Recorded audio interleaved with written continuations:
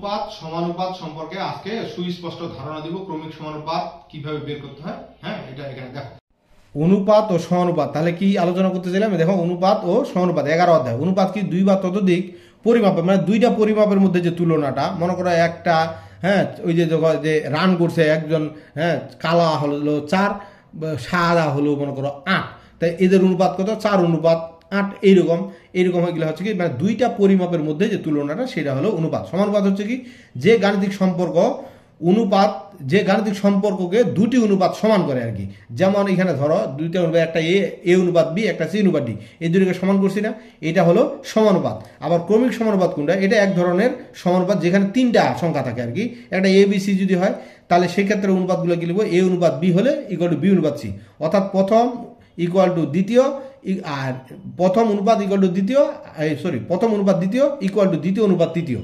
ঠিক আছে, এইভাবে যদি করা যায়, এখান থেকে অবশ্য অঙ্ক তোমাদের আসে কিরকম, যে এই যে একটা দেখো এখানে হচ্ছে প্রথম অনুপাত, মানে প্রথম রাশি অনুপাত দ্বিতীয় রাশি ইকুয়াল টু দ্বিতীয় রাশি অনুপাত তৃতীয় রাশি। তো এখানে কি হয়?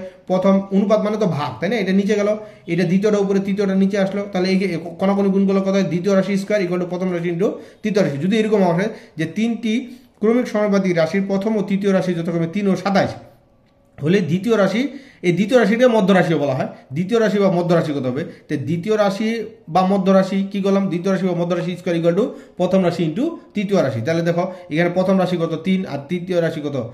27। তাহলে 3 গুণন যদি আমরা 27 করি তাহলে গুণ করলে কত হয়? এই 3 27 কত হয়? 81 হয়।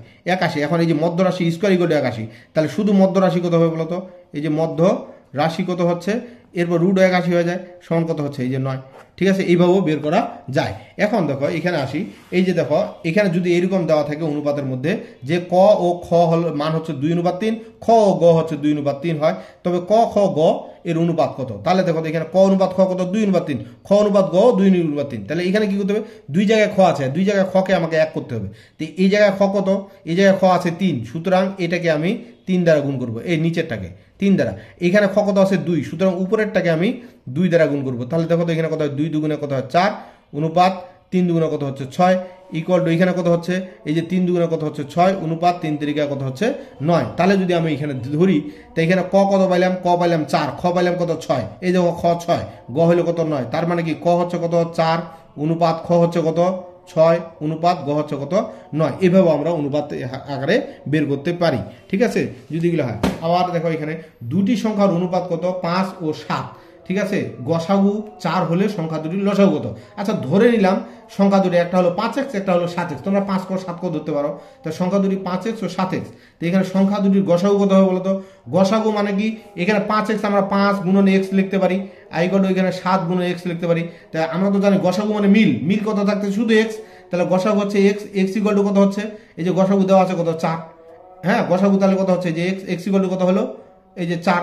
এখন হচ্ছে লসাগু মানে মিললেও নিব, না মিললেও নিব। তার মানে কত নিচ্ছি আমরা? 5ও নিচ্ছি, 7ও নিচ্ছি, xও নিচ্ছি। তাহলে 5 সাথে কত হচ্ছে? সমান কত হচ্ছে? 35x হচ্ছে না? তো এখন এখানে যদি আমরা বসাই 35 ইন্টু x এর মান কত পাইছি? 4।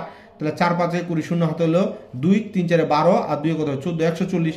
এটা হলো। এখন দেখো একটা ইম্পর্টেন্ট জিনিস তোমাদেরকে বুঝাচ্ছি। এই যে একটি আয়তক্ষেত্রের দৈর্ঘ্য 10% বৃদ্ধি এবং প্রস্থ 10% হ্রাস পেলে ক্ষেত্রফল শতকরা কত বৃদ্ধি বা হ্রাস পাবে? এই জাতীয় অঙ্ক যদি থাকে, এটা সাধারণত আমরা বড় নিয়মে করি, কিন্তু আমি তোমাদেরকে টাটকা নিয়ম শিখে দিচ্ছি। দেখো এখানে হচ্ছে দৈর্ঘ্য বৃদ্ধিটাকে যদি এ ধরি, এটা হচ্ছে কি, যেহেতু দৈর্ঘ্য বৃদ্ধি পাইছে সুতরাং +10, কথা বুঝে গেছে। আর প্রস্থ হ্রাস মানে কমে গেছে কত? 10% হ্রাস মানে কি? -10। তো এখন হচ্ছে ক্ষেত্রফলের বৃদ্ধি বা হ্রাস, এর সূত্র হচ্ছে a + b + a × b / 100। তো a কত আছে? 10, আর b হচ্ছে -10, +10 -10 কাটা গেলে 0 হয়। আর এখানে হচ্ছে এর মান হচ্ছে 10, b এর মান হচ্ছে -10, এই যে 10 10 গুণ করলে -100 100 কাটা গেলে কত? -1 না? -1 মানে যদি এর +1 পাইতো তাহলে 1% বৃদ্ধি হইতো, যেহেতু -1 আসছে তার মানে কি? -1% কি হয়েছে? হ্রাস হয়েছে। ঠিক আছে, ধন্যবাদ।